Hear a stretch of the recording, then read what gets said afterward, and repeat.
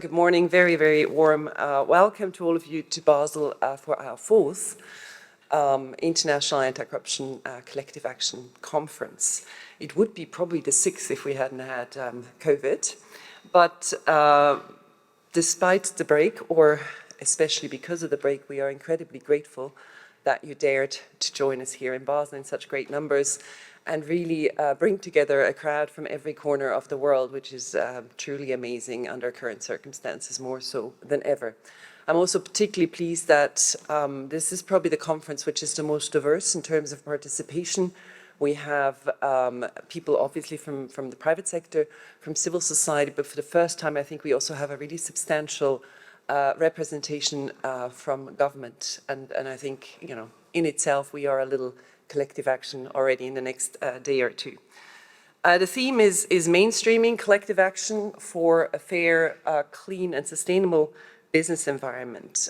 For us, this conference marks the almost 20-year mark of working towards this vision, which was truly the vision of our founding president, Mark Piet, when he established the Institute together with Gemma in 2003. Not the fire alarm. So looking at our program, I don't think it's an exaggeration if we say that the contribution that collective action can make and has made for fair and clean business is a truly marked one. We've matured significantly, we as in the collective action community, certainly since Mark first came up with saying this is something we need to promote more. And very, very strongly so in the last couple of years since we had the last conference. And I find that particularly impressive given that we were all, blocked in our homes, in our offices, in our countries. We couldn't travel, and it kind of shows how this community has become a closely knit community, maybe even more so because of the complications that we had to endure, and become a very powerful force for change. For us, what has been particularly impressive to see is also the creativity, the diversity with which the concept collective action, which we still are not sure that anyone has found the perfect definition for. Gemma has a definitions paper on her table, no, I'm kidding. But it's a permanent joke between the two of us, despite the fact that we don't even, or maybe because of the fact that there is not the precise definition of what collective action is, it means everyone's interpreting it and implementing it so that it fits its context, their particular challenges. And I find that's really, truly astonishing, and I'm looking forward to hearing about the great creativity that was applied to the concept. Another highlight in these last couple of years was that we truly feel, and it's certainly been illustrated by the uptake of collective action as a concept in the revised OECD recommendations last year, that collective action has become more of a norm, of an absolute that is part of the anti-corruption toolbox, and a strong one. And I think we're going to hear from Mark and Drago Kost tomorrow in a conversation how this came about and what impact they expect this to have. As I said, we have become, I find, quite a wonderful, closely knit and powerful community, this collective action community. This is clearly thanks to all of you. Your dedication, your commitment, your passion, your creativity. And it's also thanks to people who have believed in the concept of collective action for many years, when it was relatively odd to talk about collective action and people were saying, yes, yeah, sure, go, it's all right, let's talk about corruption. And one of the believers, probably the most true believers, is someone that I would like to ask to join me on stage for a couple of words, Sabine Zindera, who I don't think needs any introduction. Sabine, please come up. Sabine is leading the Siemens Integrity Initiative together with colleagues who are also here.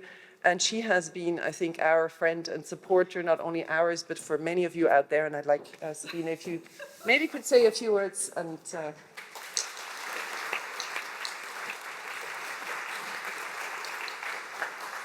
What can I say, Gretta? I mean, the thanks is to all of you. And really, I mean, we started with collective action in 2009 at Siemens. And then something really big happened, and that was the settlement between Siemens and the World Bank.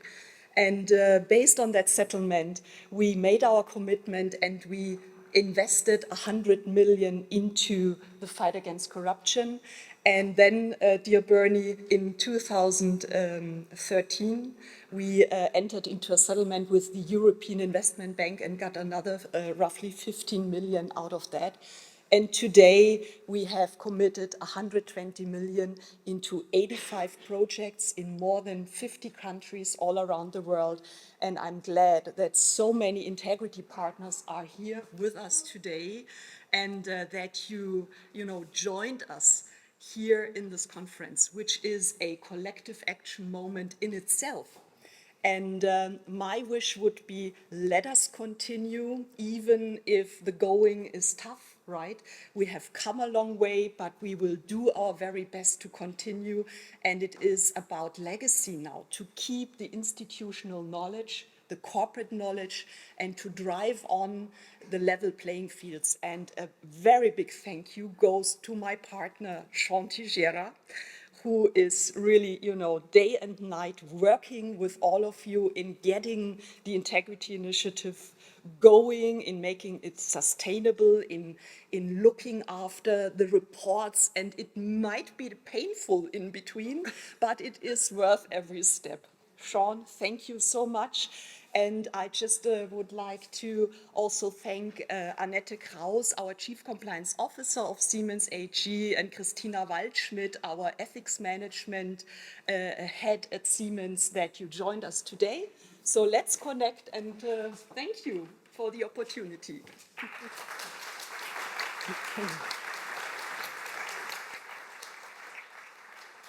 And with that, I do want to ask Gemma to come up on stage again. She will take over again, and I just wanted to make that a bit more special because Gemma is really our leader on collective action. She's a true ambassador. She is the most creative, innovative, committed person I could imagine and dream of to have on our team for this.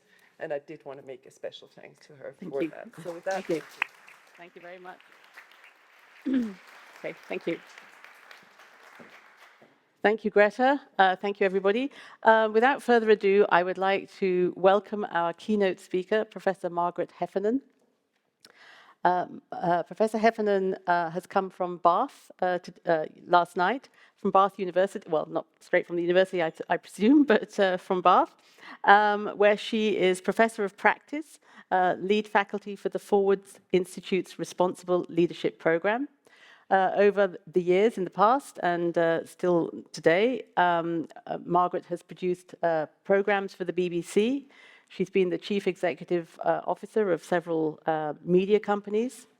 And she is also an excellent TED Talk speaker.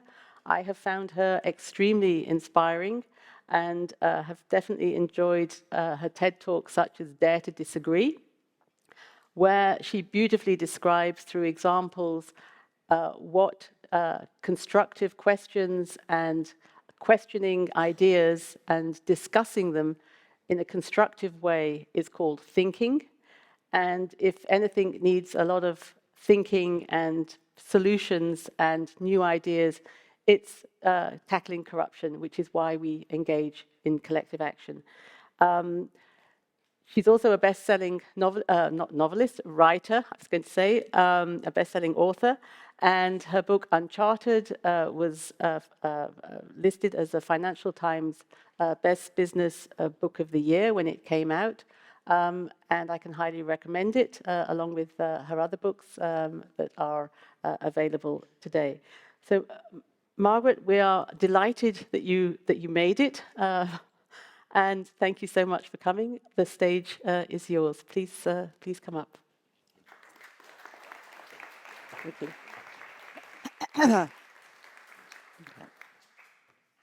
Thank you very much. It's really wonderful to be here and wonderful to be at a conference with real people in a real place, in real sunshine. We're going to be talking about a lot of abstractions in the next 2 days, so I want to start with something very, very real. One of the many things that I do is I mentor the senior execs and chief executives of companies in different parts of the world. One of them some time ago was a really lovely Egyptian individual named Sam. And Sam and I worked together for quite a long time, and when I came to see him one day, he was looking very downcast and announced to me that he had decided to leave his role as a senior vice president of one of the largest publicly traded companies in the UK. And I asked him why, and he described something we talked about at length, which was the continued sexual harassment of women in the company by one member of the executive committee, so his colleague. And he said he had become progressively so depressed by this and so frustrated and frankly so ashamed that he decided he didn't want to be associated with the company anymore, and he decided to leave. This is exactly what I've called and written about and named willful blindness. It was a classic example where there was something very bad going on. Everybody knew about it, and everybody chose to look away, or indeed, to walk away. I first encountered this phrase when I was writing 2 plays for the BBC about the collapse of Enron, and in the course of my research, I read the trial of Chairman and Chief Executive Ken Lay and Jeff Skilling. And in the end of the trial, the judge, in his summing up to the jury, described the legal concept of willful blindness, which says that if there are things you could know and you should know, and you somehow manage not to know, the law deems that you have been willfully blind. You've had an opportunity for knowledge, and you have shirked it. And I remember reading that and a chill going down my spine, because I've run 5 companies, and I'm pretty sure that on some occasions, I was willfully blind too. It really galvanized my thinking. It instantly made me think about other examples. It made me think about the Catholic Church in Ireland. It made me think about the lack of safety at BP, the lack of safety in banks, in car manufacturing, and subsequently, of course, in Boeing and the United Nations. And the narrative is always the same when finally the catastrophe is revealed. First of all, it was a few bad apples. Then it was, well, actually, it was quite a lot of people who knew. And then it turns out, actually, everybody knew. Everybody knew. Nobody said anything. And what the academic research shows is that if you convene large numbers of executives and you ask them a simple question, do you have issues and concerns at work that you do not voice? 85% of them will say yes. This is a really frightening number. To me, as an employer, it means I'm only getting 15% of the intellectual capacity of the people I have hired, but it means that there's a huge amount in people's minds and hearts that isn't being made visible. And if you ask why, what is the reason for this organizational silence, there are 2 reasons. In the research using American executives, the #1 reason given is fear. I'm afraid of retribution from my supervisor or my co-workers. And I was rather, optimistic. I thought, well, that wouldn't be true in Europe. We're much better than that here. So I did the same research, identical research, with a European cohort. Frighteningly, I got the same number, 85%, but the #1 reason given was futility. I could speak up, but it won't make any difference. So why bother? There are always, when the crisis finally happens, there are always huge pledges and very little action. And that's why people feel action is futile. That's what my senior vice president felt. What was the point in trying to do anything? Nothing would change. And since writing the book and going around the world talking about it and publishing, sadly, a 2nd edition full of new horrifying examples, I've seen exactly the same thing in every country I've been to. Every country I go to, people say, this is particularly a problem with us. You know, and they come up with all sorts of reasons. Americans say it's because we're very conformist. People in Singapore say, well, you know, we really care about saving face. People in Eastern Europe say it's the legacy of the Soviet Union. There's always a reason, but I have yet to visit a company, a sector, or a country where people don't recognize almost instantly exactly what I'm talking about. One of the questions I asked myself in doing this research was, okay, so if it's really ubiquitous, are there particular conditions in which willful blindness will flourish? And I think there are. Scale is a big warning sign. Very large organizations have very steep hierarchies, and those may be social hierarchies or institutional hierarchies. That means there's a lot of concentration of power at the top and a lot of concentration of fear at the bottom. I would also say that in deeply competitive cultures, again, whether national or institutional, you'll see huge amounts of silence and a very significant degree of corruption. And where you have organizations that place huge emphasis on financial incentives for performance, you will always see a huge concentration on self-benefit as opposed to collective benefit. In addition, at a very basic level, where you see companies or institutions that demand of their employees that they work exceptionally long hours on a routine basis, very long days, very long weeks, very long months, you will see willful blindness for the simple reason that fatigue causes cognitive loss. And let's not forget, thinking is a physical activity, and ethical thinking is cognitively expensive. So if you really want to disable the ethical thinking of the people around you, just work them very long days. So willful blindness is an ethical failure. It's sometimes deliberate, and it's sometimes so gradual that nobody ever really notices. But the information to make other decisions, to do work in different ways, this information is always out there. When I did my research, the kind of standard that any case had to meet was I needed to be able to find early, prolific information that said this particular issue is a huge and looming problem.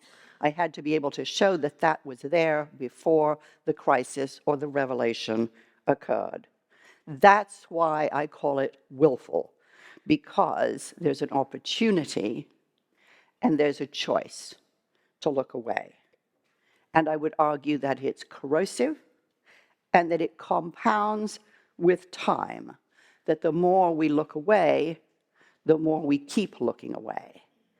Or as a fantastic, sadly now passed away, writer said to me, you know it must be really bad if you don't want to look at it. Often, of course, at the time that you make that choice, the cost is very hard to see. It's as hard to see as the cause. So if you go back to my case of Sam, who's choosing to look away, the company was losing a senior leader with decades of experience, towering expertise, who came to work with real passion and dedication, and who loved his word, who loved the people who worked for him. They, in turn, were losing a boss who cared about them and about their personal development and about their reputation, which derived from the reputation of the firm. But they knew too, however good a boss Sam was, they too were demoralized, disappointed, disengaged. The mood was cynical. Nothing changes. You might want to improve things, but you can't really have an impact. It's kind of hopeless.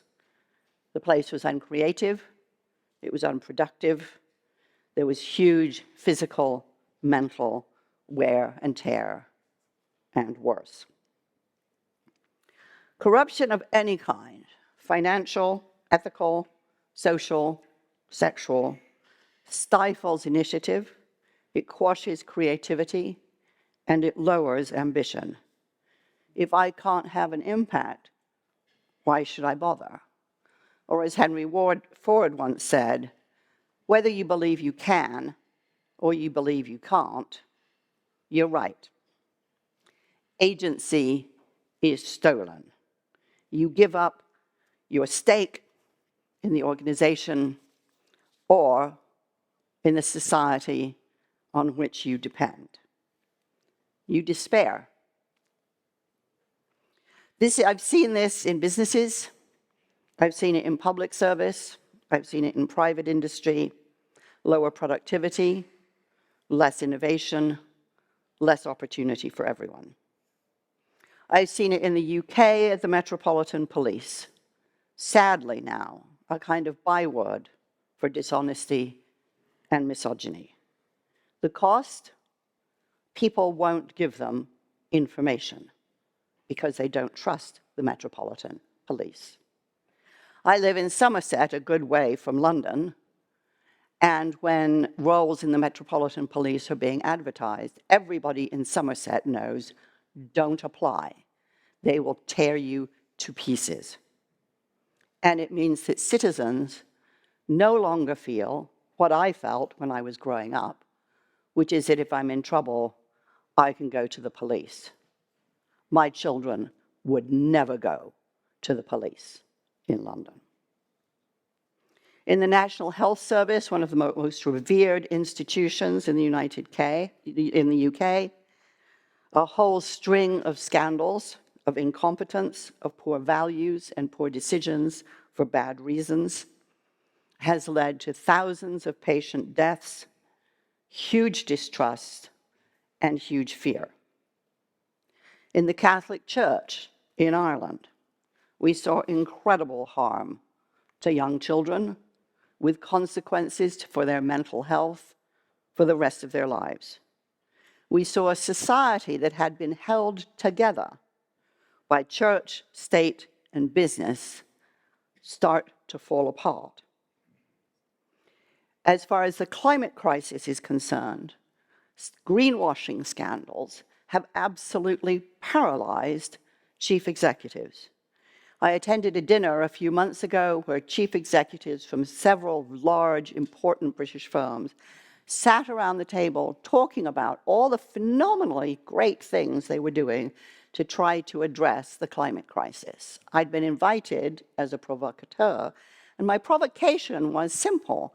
This is fantastic stuff. I spend my life reading and researching about this and teaching about it, and I knew nothing about it. Why not? Well, they said, we're afraid if we put our head above the parapet, there's so much greenwashing, somebody will find something that's less than 100% perfect and will be attacked. So we're going to try to do the right thing, but we're going to try to not tell anybody about it. This is a catastrophe. The one thing we've learned after decades of terrible communication about the climate crisis is that we badly need people to start believing that there is something that can be done. We need to do something to overcome passivity and fear and despair. And yet the good work that's being done is being silenced, quashed, made invisible because of bad actors. Meanwhile, as activists look at the failure still really to clean up the Niger Delta, at the failure still to acknowledge that air pollution now kills more people than cigarette smoking, they start to wonder how much more extreme must their activism become before something is done to save the lives of their children. And at the United Nations, the failure to address and compensate for cholera in Haiti and sexual harassment against some of the world's most vulnerable people, as well as their own employees, has led to deaths, resignations, and cynicism about the very idea of human rights, which makes it possible to think, even think, that maybe human rights aren't that important after all. Perhaps less dramatic, but more profound. Corruption doesn't just destroy lives, progress, institutions, and hope. It destroys language. Speaking of the abject failure to address sexual harassment at the UN, one official put it very simply. If you promise and you don't deliver, people just think you're lying. Words mean nothing. When language fails, we can have no shared reality.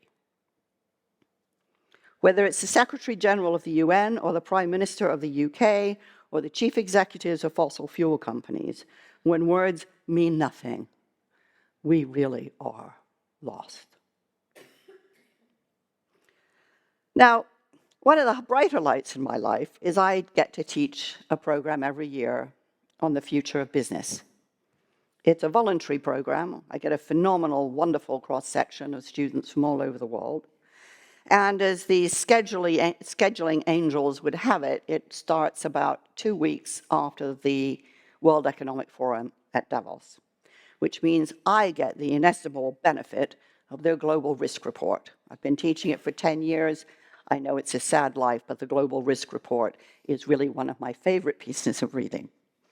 Not so much because it's good news, because if you're studying risk, it's very rarely good news, but because watching the patterns over the years has become really intriguing. This year, the top 3 risks, no surprise, were all climate-related. The 4th risk really struck me. Social cohesion erosion. It's a really ugly phrase. What it means is the social fabric starts to fall apart. This wasn't in particular places, although of course it varies to degrees geographically. This is a global risk. I have to keep reminding my business colleagues that social cohesion is what businesses depend on. You can't do business in places where there is none. We haven't seen entrepreneurs rush to open up new businesses in Syria or Iraq. Social cohesion erosion is the consequence of corruption. The fabric of society falls apart. We have no common language. We have no common ground. But it may not sound like it, but I am actually an optimist. It's a lot harder than it used to be, I'll be absolutely honest. And why am I an optimist? I mean, my kids just think I'm mad, frankly. But despite all of this, and this is pretty hard research to do, as I'm sure many of you in this room know, there still are people out there who insist on telling the truth, often at great risk to themselves. We call them whistleblowers, and it's really interesting to think about the mythology that surrounds whistleblowers. So the typical story about whistleblowers is some slightly crazy weirdo decides to start spinning stories about their company or the place where they live or their government or whatever, and they're harassed and harmed and persecuted, and then they go crazy, right? This isn't actually statistically like most myths, it isn't statistically very valid. The notion that whistleblowers start off being weird, crazy people, for example, is definitely not the case. Having interviewed hundreds and hundreds of whistleblowers and gone through the very significant amount of academic research on the subject, I can tell you that the typical whistleblower is your most loyal employee. These are people who love the place where they work. They went to work there because they had high ambition and expectation for it. And when the institution lets them down, they try hard to do something about it. This is a huge risk that they choose to take, not to be willfully blind. There's a mythology that says they're primarily women. There's no research that backs that up. There's a mythology that says they're by and large people of faith. There's no research that backs that up either. The rather heartening reality is they're really ordinary people, which means they could be you or me, or anybody on the streets of Basel. When I interviewed Sharon Watkins, who's known as the whistleblower of Enron, although in fact she never went outside the corporation to raise her concerns, she told me about meeting with an FBI whistleblower and the WorldCom whistleblower, all of whom were featured as People of the Year on the cover of Time magazine. And they spent a lot of time trying to figure out what they had in common, which was virtually nothing but one thing they found, which was they'd all grown up in pretty small communities. And the way that Sharon put it was like this. She said, you know, I grew up in a small town of about 15,000 people, and if a tree blew down, you didn't just walk on by, you phoned the fire department to come and move it, because it was your town. And if you walked down the street and there was litter on the street, you picked it up, because it's your street. There's a close identification between where I am and what I do. Or as Sharon said, you just know that what you do matters.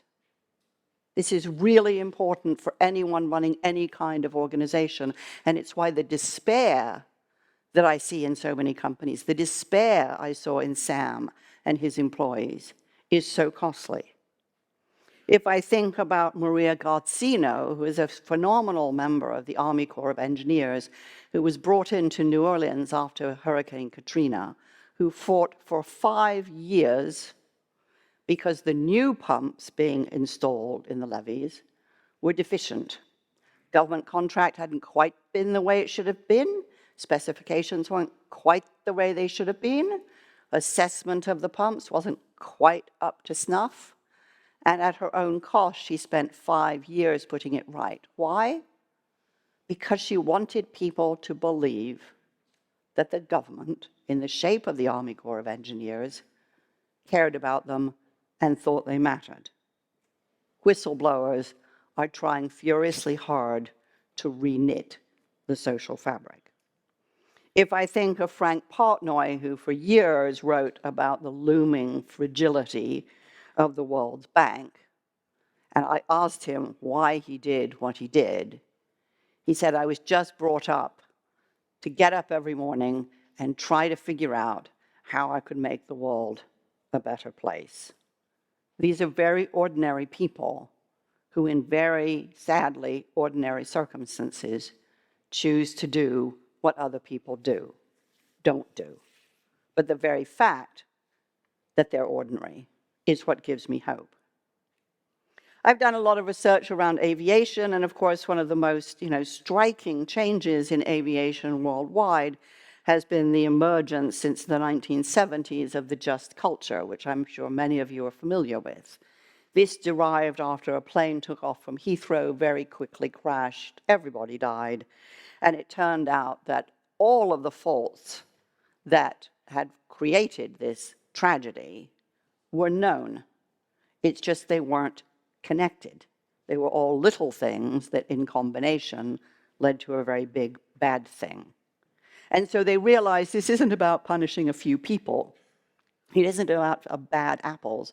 We need to create an environment across a wildly disaggregated industry and a fiercely competitive industry.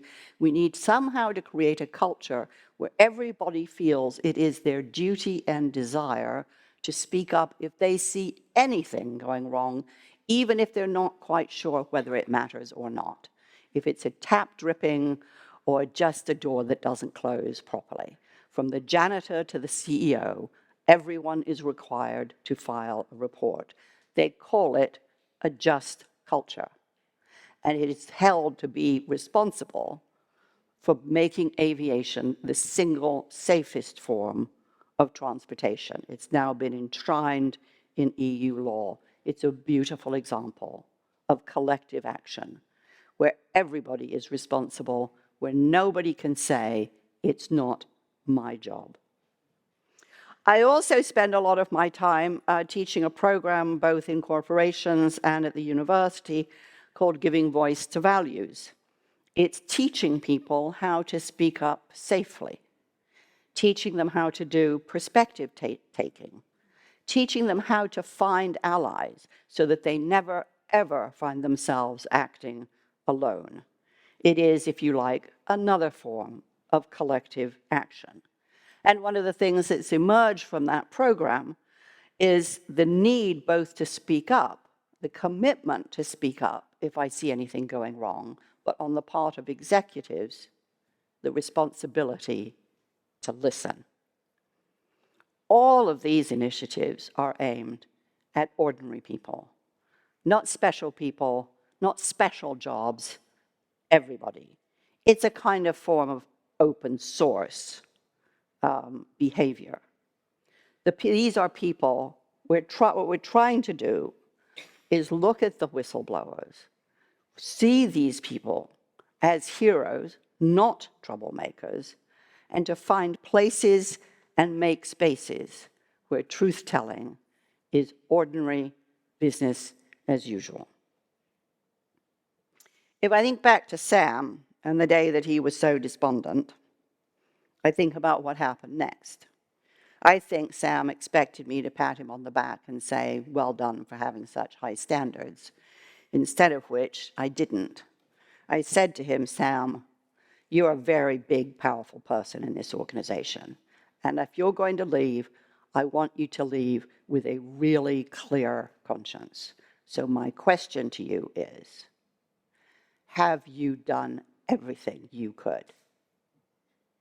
He was a little shocked. And he said, well, what would everything be? And I said, I don't know. I don't work here. You do. But that's your homework.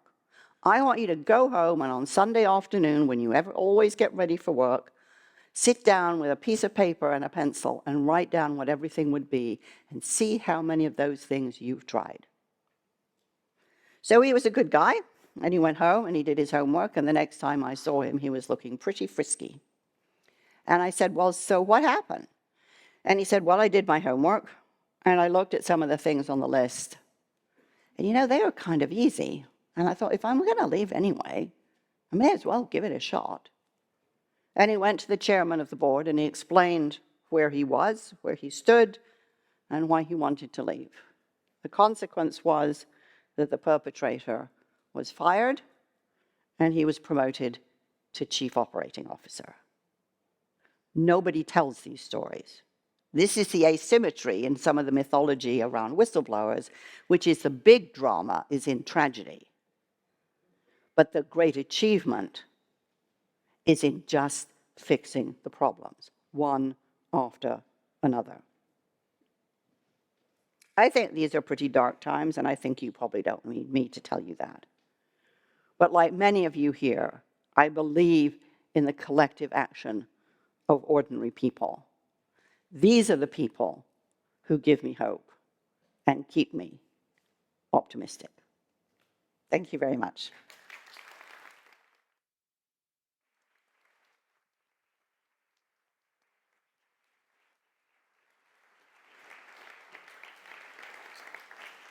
Thank you so much, Margaret.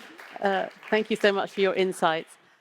We are a little late, but if there are questions in the room, Margaret has said that she would be willing to take them and engage with the audience. As I said, it's your chance, it's your conference. If anybody would like to raise a question, we have somebody here. I don't know if we've got a microphone that can come. Thank you, Lynn. Thank you. I've actually registered the question on the Slido as well. So anyway, my name is Vera.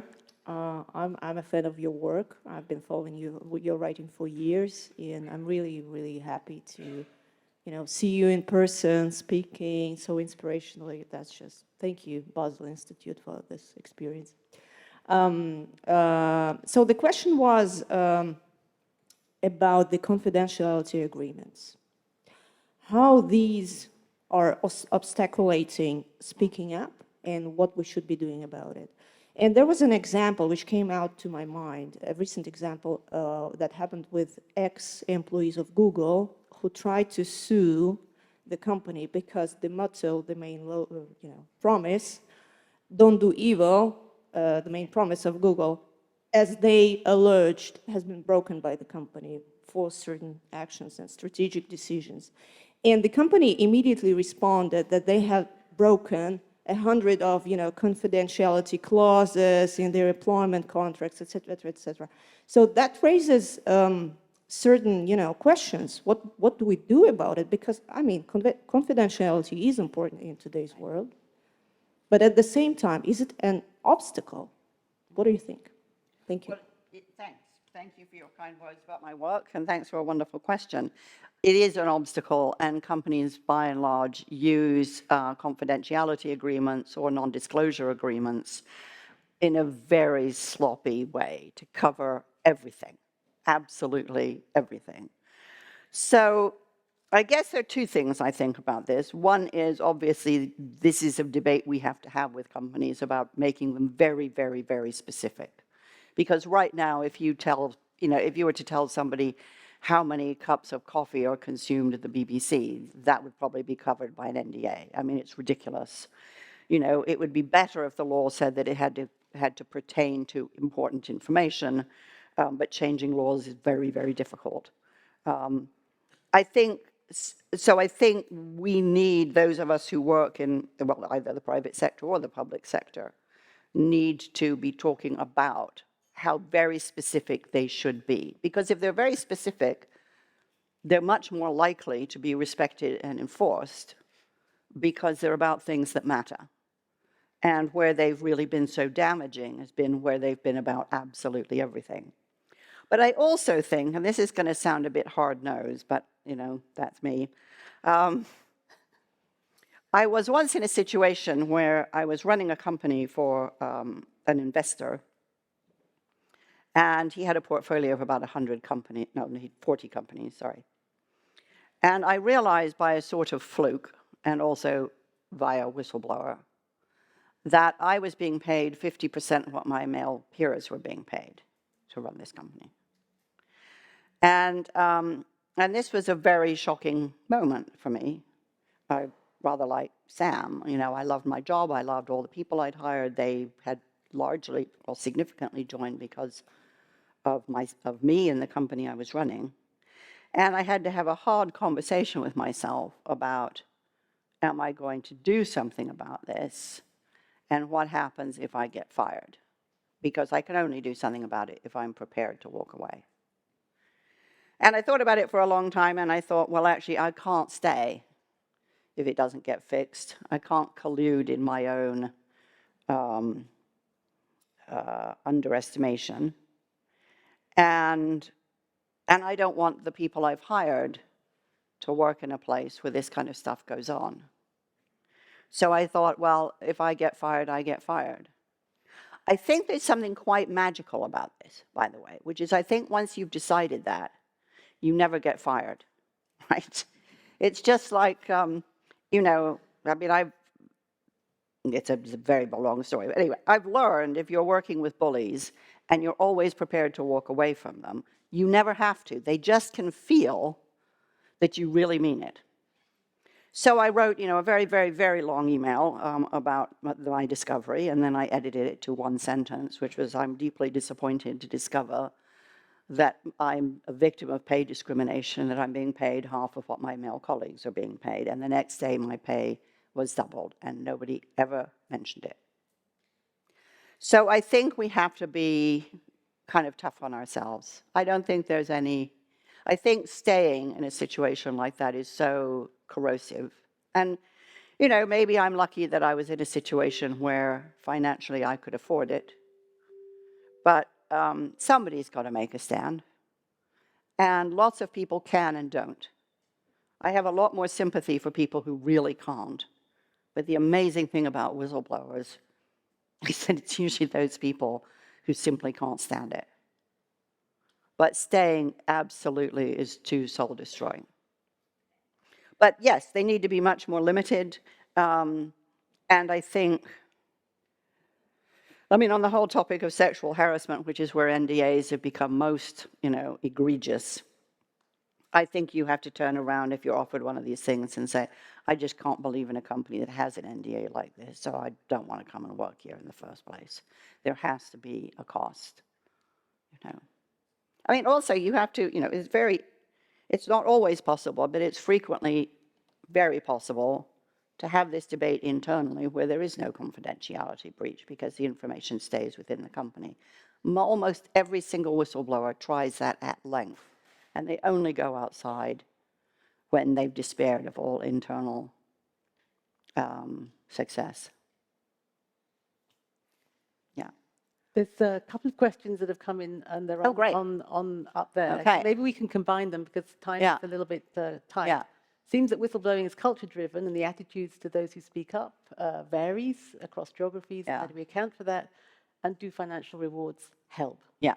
So I don't think attitudes vary that much, to be honest. I think everybody likes to think that they're bad guys because that means you don't have to solve the problem. Let's not forget when Sharon Watkins wrote to CEO Ken Lay about finding huge financial irregularities at Enron. His first call after meeting with her was to his lawyers to see if he could get her fired. Fortunately or unfortunately, the company collapsed before he could. But let's not forget that that collapse cost thousands of investors, many of them retirees, the peace of mind in their retirement. I remember interviewing one who said, I have so little money left. With the cost of American healthcare, I just have to pray now that I don't get sick. So I think it's the easiest defense in the world to say that whistleblowers are snitches or that they're malicious or whatever. But if you think about it, the risk to the whistleblower is so extreme, why would anybody on earth do it for fun? The balance of risk is too extreme.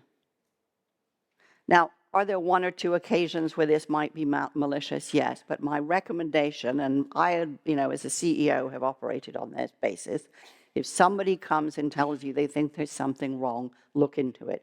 They may have got the wrong end of the stick, in which case nipping it in the bud is a fantastic thing to do, and it encourages people to come forward again if there's something wrong. But so I think really the important thing to do is to challenge this myth that whistleblowers are mad, bad, dangerous people, because it's simply too dangerous. And every whistleblower I've ever interviewed has said two things. One, it really isn't fun. Right? There's nothing fun about doing this. And the action stems from grief. And the second thing they've said, despite huge cost to themselves, is not one of them has regretted it. One of them said to me, I found myself in doing this. And I'm not the same person anymore. But I am the person I can look at that in the mirror. In terms of financial rewards, I think I'm of two minds in this. It's very clear to me that when you come to financial services, financial rewards are quite motivating to people, right? I would prefer to think we didn't need them. And I tend to think that if you offer them, you are more likely to get some rather impure whistleblowing. But I retain an open mind. I think the truth is that in the United States, where we've seen financial rewards for whistleblowers with regards to federal funds in particular, that has had some success. But really, it's been required because of the underfunding of the agencies that should have been providing oversight anyway. So I think there's a kind of strategic choice which has to be made, which is, do you want to outsource your oversight to a whole bunch of random people who you hope will go looking for malfeasance and earn the reward? Or do you want to fund regulatory bodies like the SEC properly, and the EPA properly, and the CDC properly? Because actually, that's what we really need to do. But if you allow things like banning the CDC from keeping track of the number of gun fatalities in the United States, you are legislating willful blindness. So my personal preference is fund the oversight agencies properly, and you might not need to provide financial incentives for whistleblowers. But in an age where there's a very strong argument about putting money into government, maybe you are going to have to offer financial rewards to individuals. But it's also asking them to put themselves at great personal risk. You only need to read Empire of Pain and see the personal risk which whistleblowers looking into the abuse of OxyContin ran. You only need to read about Theranos to see the personal risk which employees at Theranos ran, to realize, the financial reward isn't much good to you if you're dead. So, On that note, on that cheerful note, thank you so much, my pleasure, Margaret, and a small token of our thank you thanks. so much. Thank you. Thanks a lot. Something to carry. Thank you so much.